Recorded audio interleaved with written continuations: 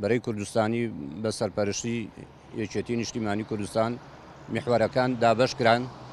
ئێمە لە ئەو میحوەرە بووین کە بۆ سنووری قەزای دوکان و پیرەمەگرون دانرا سەرەتا بە ناوی بەتالیۆنی 15 سەمی ڕەزان لە زاڵیەوە بەڕێک کەوتین بەرەو شاخی ئاسۆس و ئەو مەنتیقەیە کە نزیکەی 100 پێشمەرگەیەک دەبووین. فەرماندەی میحوەرەکە کاک شێخ عەبدولکەریمی شەدەڵە بوو، فەرماندەی بەتالیۆنەکە کاک غەریب هەڵەدنی بوو، کاک غەریب عەسکەری بوو بە ڕەحمەت بێ لەگەڵ کاک غەریب هەڵەدنی کە ڕاپەڕینەکە بوو. هەر لەم ڕێگایەوە تقریبا دوانیوەڕۆکەی سەعات دەوری 2-2.5 بۆ 3 ئەو ناوە بوو. مەفرەزەی هێزیش پێشمەرگە هات، مەفرەزەیەک هات داخلی دوکان بوو.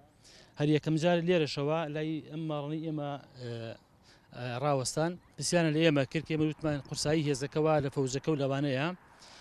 دیارە خۆشبەختانە لە دوکان شەڕێکی ئەوتۆ ڕوونیدا، تەنها لەبەری با بڵین سیاحی تۆپزاوای لەسەرەوە لەوێ بەداخەوە کاتە ئێمە خاوەنی 3 شەهیدی ڕاپەڕینە قەزای دوکان ڕوحیان شاد بێ ئینشەڵا. تەمەن ئەو کاتە ئێمە کە ئینتفازەکە بوو ئەوە بیرمانەوە کردەوە کە ئێمە پرۆژەکی استراتیژیمان لەم قەزایەدا هەیە، ئەویش وێستگەی بەرهەمی کارەبای دوکانە کە توانیمان لەگەڵ کۆمەڵێک گەنجی خوێنگەرمی ئەم ناو دوکانە هێزێکی تۆکمە دروستکەین بۆ پاراستنی ئەو پرۆژە گرنگە. بە هەمان شێوەی شارەکانی تر دوکانیش بەشێک بوو لەو ئازادکردنەی کە هێزێکی زەبەلاحی تیا بوو، هێزی ئەو سەردەمەی حیزبی بەعس.